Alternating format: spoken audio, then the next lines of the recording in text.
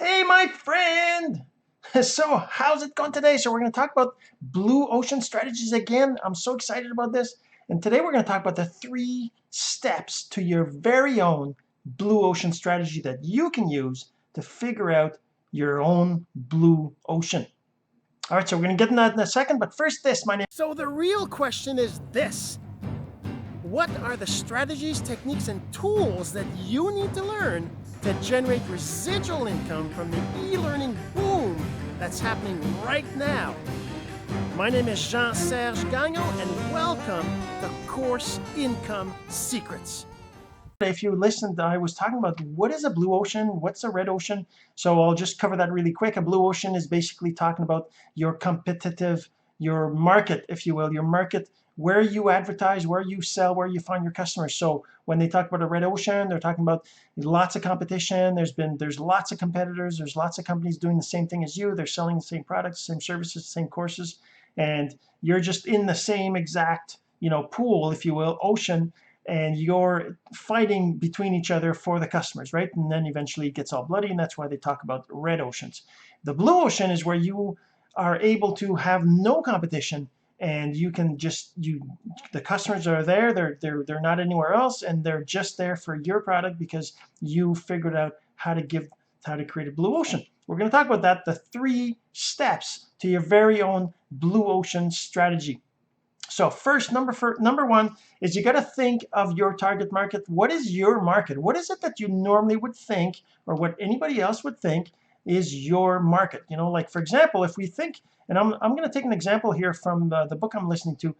He talks a lot about Cirque du Soleil, which is a circus, a company that puts on circuses across the world, right? And it's very popular, and they're making a lot of money, and they're in Vegas, they're in lots of places, but they created a blue ocean of circus entertainment. And the way they did it is they looked at their current market, right? The circus, the traveling circus, right, with animals and everything else, and they looked at how that was declining and why it was declining. They and that people didn't like going to they didn't, well, more and more people were not okay with the animal um, being not treated right, and the cost of circus kept going up because they had to accommodate for that. They had to be more, spend more money on food for their animals, make sure they're more comfortable, the better accommodations, and then traveling, and all that was all very expensive, and they were getting less people to come to the circus, and the people weren't willing to spend more. So even if they raised the prices, they weren't going to recover their expenses, and that's why the circus market, the traveling circus, just doesn't really exist anymore, right? So what did Cirque du Soleil do to create a blue ocean? So they looked at the market, they figured out what it is that people didn't like about the current market, the current, circuses, right? What they didn't like, and what it was that they did like, right? So they looked at the current market. What is good about it? What's bad about it?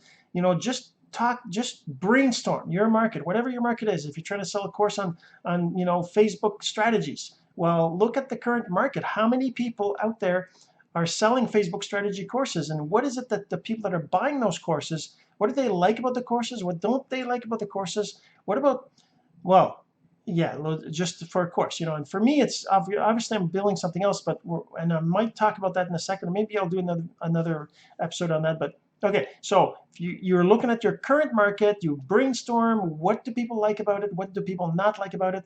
What do people like about your competitors and not like about them? And what's going on, right? What is your current market? What does it look like? So that's number one.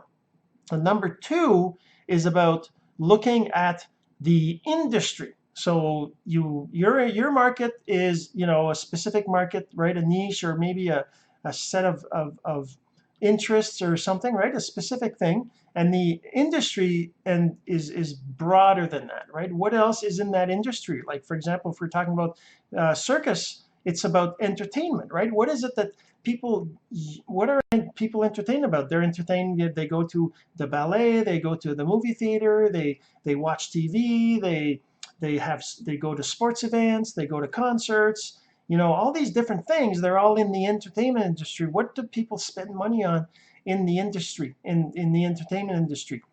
What is it they like about those different industries? What is it they don't like? What are commonalities across the different markets inside that industry, right? So for you, for your course, if you're trying to sell a Facebook course, well, maybe look at, Twitter courses, and maybe look at courses on ads on Facebook, courses on using groups, courses on using, all sorts of different courses around social media, about Snapchat, even, Twitter and Instagram and LinkedIn. Look at the different courses. What do people like about the courses? What don't they like? What about the platform they're on? What about the teachers? What do they like about teachers? What don't they like about the structures? Ask about the industry in general and find out what is it that people like and don't like, right? So you look at that. So you look at your number one, you look at the actual market that you're in, what people like and don't like. Number two is you look at the industry that your market is in, and you expand to look at what people like and don't like there. And then number three, you come up, and that'll only come to you after you have these thoughts, and you just brainstorm them. But number three is come up with things that you can offer in your product that appeal to the outside, in the industry outside of your market, right? You think about, like, for example, Cirque du Soleil, what they did is they put together, they did a couple things. First, they eliminated the multi-circus, what do they call it, platform or whatever, where you had more than one show at a time. It did a lot of things. Multiple shows meant more entertainers, more expenses to put them on, and plus the people that were in the seats, they were distracted by one show and the other show. They couldn't really watch all the. Whereas so now Cirque du Soleil has a single show. And the other thing they did is they brought in the other, what other things are awesome about the what people like in entertainment. They brought in lots of music, lots of colors, lots of lights. Anyway, so they changed what a circus was into more of an entertainment, more of a broader thing. So for your course, instead of having a Facebook course, maybe you have a Facebook course that talks about a little bit about the other platforms at the same time. And what do you do? How do you get people interested in your course versus other courses? Maybe it's about your message, right? When you talk about your product, I can't really, unfortunately, I can't give you an example right now because I haven't really been thinking about that myself. I'm really just listening to the audio, learning about this, creation of a blue ocean. But that's the basic idea, right? You look at your current target market, what it's about, what are people in there, what do they think, what do they feel? You look at your industry.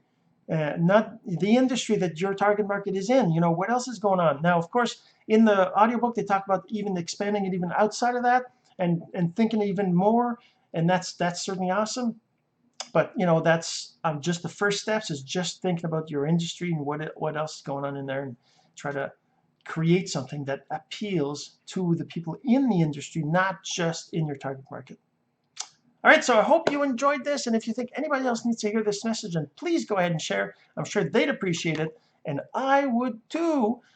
This has been Course Income Secrets, the entrepreneur's blueprint to generating income from the e-learning boom. Some of your friends need to hear this message, so don't forget to share. For more content like this, go to CourseIncomeSecrets.com and make sure to subscribe and follow us here. My name is Jean-Serge Gagnon. Until next time.